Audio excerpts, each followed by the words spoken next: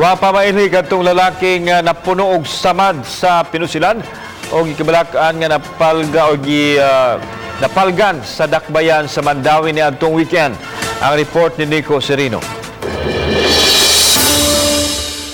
Sabado sa kadlaw nakit-an dapit sa sementeryo sa Barangay Gizo, Mandawi City kining patayng lawas.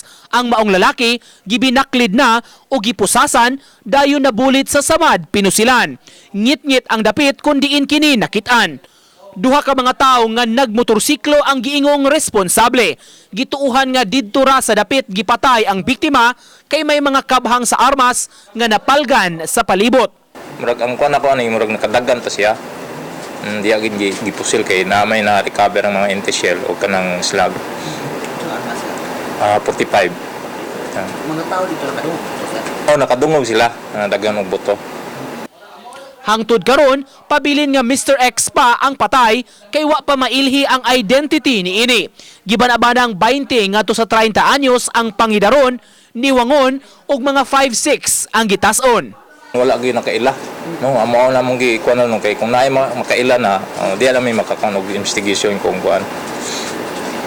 Identity niya. Ang background niya kung asa siya dapit. Uban ni Clans Gabutin, Nico Sereno, Balitang Bisdak.